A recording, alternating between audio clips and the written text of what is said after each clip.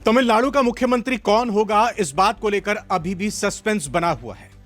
118 बहुमत का वो आंकड़ा, वो जादुई मैजिक फिगर, जिसको लेकर अभी तक पेच फंसा हुआ है। अगर सरकार गठन तमिलनाडु में नहीं होता तो क्या मिड टर्म इलेक्शन होंगे, मध्यावधि चुनाव होंगे? दरअसल देखिए, इस वक्त की स्थिति को समझें तो चार सिचुएशन बनती हुई दिखाई दे रही है। पहली तो ये, कोई भी राजनीतिक दल जो तमिलनाडु में जीत कर आए हैं बहुमत का आंकड़ा जुटाएं और उसके बाद चिट्ठी सौंप दे राज्यपाल को 118 के बहुमत की, उससे ज्यादा की। उसके बाद राज्यपाल की तरफ से न्योता दिया जाएगा कि आइए आप मेजॉरिटी प्रूव कीजिए फ्लोर पर आकर, और फिर वो मेजॉरिटी प्रूव करते थे, सरकार बन जाती है। अब किसकी मिलकर सरकार बनती है इस बहस में नहीं पड़ते हैं, लेकिन बाकी तीन सिचुएशन बहुत ज्यादा इंपॉर्टेंट हो जाती है। पहली ये कि अगर बहुमत का आंकड़ा बहुमत का आंकड़ा राज्यपाल को चिट्ठी देने के बाद नहीं फ्लोर पर प्रूव हो पाता है, मतलब सरकार बनाने के लिए जरूरी 118 विधायक नहीं इकट्ठा किए जाते और फ्लोर टेस्ट में फेल हो जाते हैं, तो क्या सिचुएशन बनेगी?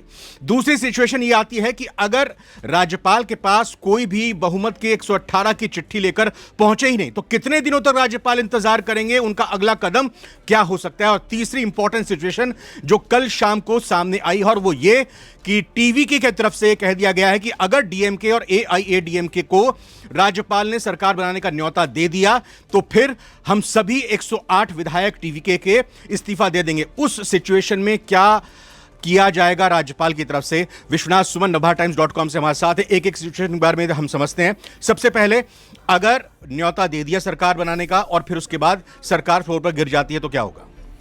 अगर न्योता दे दिया और सरकार फ्लोर पे गिर जाती है तो फिर वो जो दूसरे बड़े दल हैं उससे पूछेंगे, क्या तुम भी ट्राई मारोगे भाई? ट्राई अगर वो हामी भर लेते हैं कि हाँ जी हम भी सरकार बनाने की कोशिश करेंगे, तो फिर उनको भी मौका दे सकते हैं। ये पूरी तरह से राज्यपाल के विवेक का अधिकार है, उनके विवेक पे है। टीवी से तो पूछा नहीं था, वो तो विजय अपने आप गए थे चिट्ठी लेकर, इसलिए तो उनको कहा गया कि भाई अब नंबर ले आओ। अगर वो न्योता के अगर उनको बुलाया जाता, राज्यपाल बुलाते सबसे बड़े दल के तौर पे, तो राज्यपाल अपने विवेक से उनको शपथ दिला के उनको फ्लोर पे भेज देते, मगर वो खुद गए। जब खुद गए तो इसलिए वो नंबर मांग रहे हैं, समझ रहे? तो ठीक है, जिसको न्योता दिया वो फ्लोर पर अपनी मेजॉरिटी प्रूव नहीं कर पाया। राज्यपाल की तरफ से कहा गया कि भाई मैं ये चाहता हूं कि कोई और जो राजनीतिक दल बड़ा है आप लाइए बहुमत और फिर उसके बाद फ्लोर पर प्रूव कीजिए। उस सिचुएशन में कोई नहीं आता तो फिर कितने दिनों तक होल्ड रहेगा? ये राज्यपाल इसकी रिपोर्ट केंद्रीय गृह मंत्रालय केंद्र को भेजेंगे कि यहाँ पे स्थिति ऐसी है, और वो संभवतः ऐसी स्थिति में राष्ट्रपति शासन की सिफारिश कर देंगे। 6 महीने के लिए लगाया जाएगा पहले? हाँ, पहले 6 महीने के लिए, मगर वो विधानसभा भंग नहीं करेंगे अभी, क्योंकि विधानसभा भंग करने का मतलब है मध्यावधि चुनाव। इसलिए विधानसभा को यथावत रखेंगे जो गठन हो चुका है नया, मगर 6 महीने के लिए राष्ट्रपति शासन लगा सकते हैं। इस 6 महीने में अगर कोई नया कॉम्बिनेशन बनता है तो उसको भी मौका दिया जा सकता है। मान लीजिए 6 महीने में भी कोई नहीं आया, फिर 6 महीने में नहीं आया तो फिर अगर एक तो एक्सटेंशन है, मगर मुझे नहीं लगता कि अगर 6 महीने के बाद भी अगर कोई नहीं आया तो एक्सटेंड करके क्या हो जाएगा। तो फिर तो यही होगा कि मध्यावधि चुनाव करवा लो, और कोई ऑप्शन बचता नहीं है। एक्सटेंशन करने से कोई फायदा नहीं है। अगर कोई भी गठबंधन बनना होगा, कोई भी किसी को सरकार बनानी होगी, तो 6 महीने एक बहुत लंबा समय है, उसमें तो उनको सरकार बना ही लेनी चाहिए। अगर उसमें भी नहीं बना पाए तो फिर से भाई चुनाव करवा लो, चलो फील्ड में सब बारी बारी। और दूसरी चीज जो हमने सिचुएशन की बात की उसमें यह कि अगर बहुमत की चिट्ठी लेकर कोई राज्यपाल के पास पहुंचता ही नहीं है, टीवी के अपने आप आई, उन्होंने कांग्रेस के 5 एमएलएज को सपोर्ट दिया और 113 का यह आंकड़ा पहुंचा था। अब कह दिया कि भाई 118 की हमें चाहिए चिट्ठी, जो कि मेजॉरिटी है, जो जरूरत है। अगर इस दौरान ना टीवी के पहुंचती है, ना जो कयास लगाए जा रहे हैं कि भाई एआईएडीएमके, डीएमके और बाकी कुछ मिलकर कर सकते हैं खेला, तो अगर कोई भी नहीं पहुंचता है राज्यपाल के पास तो फिर क्या होगा? उस स्थिति में भी राष्ट्रपति शासन का विकल्प खुला है कि भाई कोई आया ही नहीं, जो आया उसके पास बहुमत है ही नहीं, हॉर्स ट्रेडिंग की संभावना बढ़ रही है, इस तरह की रिपोर्ट बनती रही है। उस स्थिति में भी राष्ट्रपति शासन की संभावना बढ़ जाती है। एसआर बोम्मई केस लगातार बार बार याद आ रहा है। मैं चाहूंगा कि थोड़ा एसआर बोम्मई केस जो कर्नाटका का था उसको बताते हुए, और जो तर्क दिया जा रहा है कि इस मामले में भी ये कहा गया था कि राज्यपाल यहां लाइन लगाकर, कतार लगाकर नहीं पता करेंगे, चिट्ठी लेकर नहीं पता करेंगे कि भी मेजॉरिटी है या नहीं है, वो न्योता देंगे अगर किसी ने दावा पेश किया है फ्लोर पर आने का। देखिए SR बोम्मई केस में साफ है कि अगर कोई मेजॉरिटी का दावा करता है उसको विधानसभा में फ्लोर पे जाने का मौका मिलेगा, वहीं वो तय करेंगे और जिसको बहुमत मिलेगा।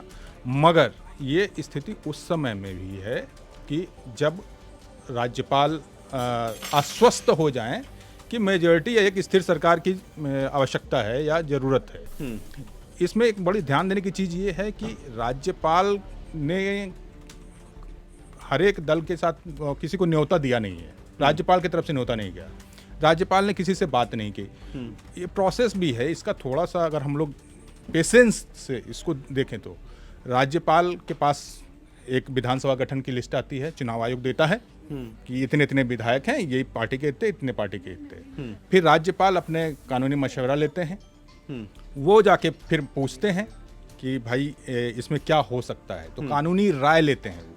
कानूनी राय के बाद जो परंपरा रही है कि बड़े दल को बुलाने की, उसको बुलाया जाता है। मगर इस आप देखेंगे कि जो 4 मई से लेकर के जो आज की स्थिति है 8 मई की, इसमें ये मौका ही राज्यपाल को नहीं मिला है। सीधा हुआ 4 मई को रिजल्ट आया, 5 मई से विजय पहुंचते हैं, 5 मई को फिर 6 मई को ही जाते हैं।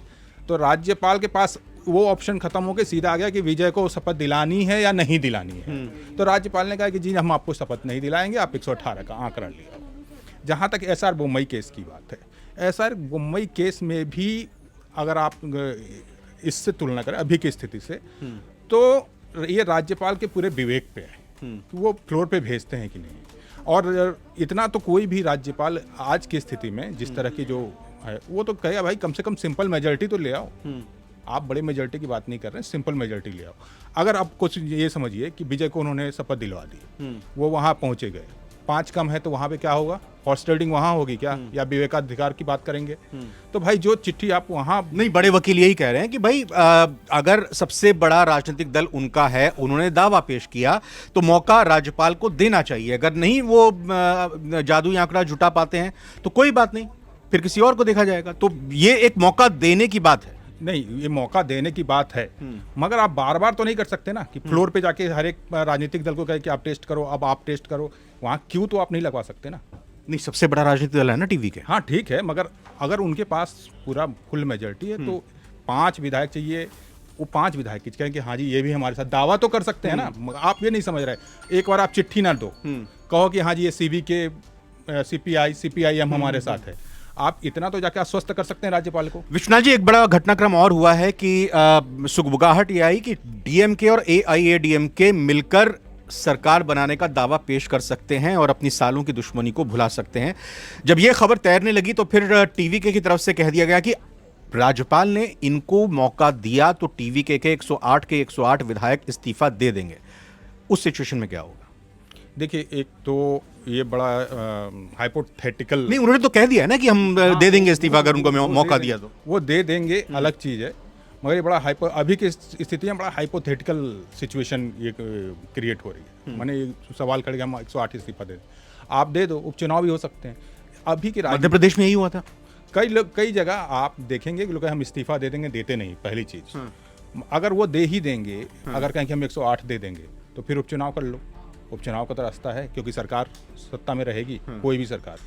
तो इस तरह की गलती कोई नहीं करता। ये बस अभी एक थ्रेट इसको मान सकते हैं, पॉलिटिकल चाल मान सकते हैं, इससे ज़्यादा कुछ नहीं। अभी के इसको ज़्यादा गंभीरता से लेने की जरूरत नहीं। अच्छा, जल्दी से बताइए कि आज का पॉलिटिकल डेवलपमेंट क्या है कि वाम दलों की बैठक होने वाली है। TVK को कहा जा रहा है कि शायद वो माइनस DMK और माइनस AIADMK बहुमत का जुगाड़ कर सकता है। क्या स्थिति बन रही है और क्या TVK छोटे छोटे दलों के साथ एक खिचड़ी सरकार बनाने के लिए तैयार होगी जो कि ब्लैकमेलिंग करेगी, जैसा हम गठबंधन सरकार में देखते भी हैं आगे? नहीं, देखिए, अभी जो आज की स्थिति है उसमें ये है कि जो AIUML है, जो वहाँ मुस्लिम लीग है, उन्होंने कहा कि जो स्टालिन कहेंगे मैं वैसा कहूँगा। उनके पास 2 विधायक हैं, तो स्टालिन के संकेत की जरूरत है। और CPI CPM ने कहा कि मुझे भी चिट्ठी मिली है, पर अभी हमने फैसला नहीं लिया है।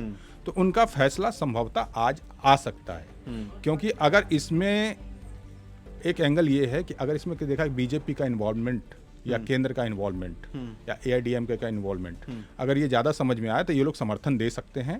विजय को आश्वस्त थोड़ी से पॉलिटिकली आगे बढ़ना चाहिए, जैसा वो आगे बढ़ भी चुके हैं।